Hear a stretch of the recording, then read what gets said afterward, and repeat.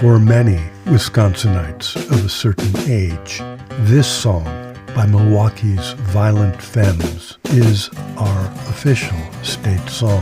However, we do have a real official state song, and what follows is the true and tragic story of that song, a song that has become, over the course of 100 years, the most recognized college fight song ever written.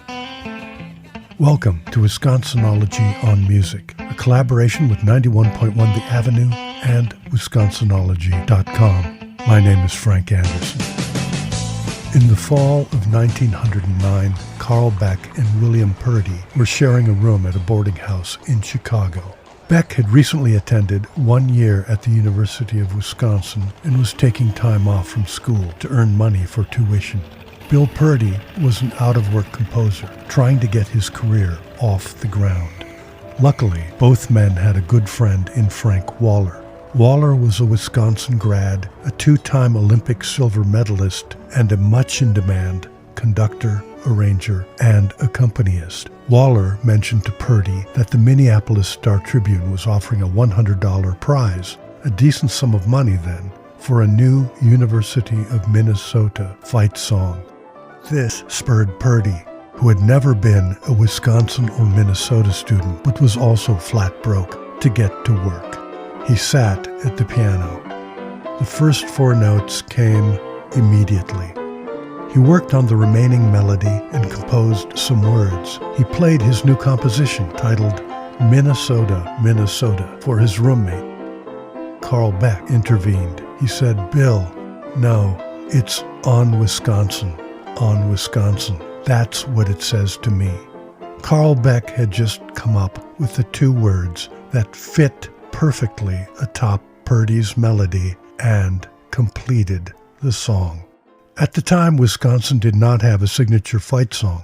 So, on November 9th, 1909, Bill Purdy, armed with letters of introduction from Carl Beck and Frank Waller, arrived in Madison the day before a big Glee Club concert. The song was first sung in public at that concert. The response was electric. The next morning, William Purdy walked to catch an early morning train back to Chicago. He heard students whistling the song. That's when he knew it was going to be a hit. By year's end, it was the unofficial state song of Wisconsin, and America's March King, John Philip Sousa, declared it to be the finest fight song he had ever heard. By 1917, Carl Beck and William Purdy had both moved back to upstate New York. Purdy was struggling. His music career had stalled. He was married, the father of 2 children, and he was dying of tuberculosis. He sold his publishing rights and residuals of the song over its legal lifetime to a publishing company for $100. A year later, in 1918, at the age of 36, and not 10 years after he composed his career-defining song, William T. Purdy passed away. He died penniless. The estate of this man, who had composed most of On Wisconsin, was without any rights to the song. Carl Beck, who had not signed away anything, still received his royalties. Purdy's widow challenged Carl Beck's role as co-author of On Wisconsin. A long and bitter legal battle began. The business of music publishing rights and royalties was relatively new. On Wisconsin was written in the sheet music era. A new era of residuals from movies, radio airplay, and television was just ahead, and On Wisconsin was about to become the most licensed college fight song ever. In 1937, the song's copyright was up and needed to be renewed. The renewal of the copyright brought the song back to its original authors. A judge decided that Carl Beck and the William T. Purdy family would be awarded equal shares of the song.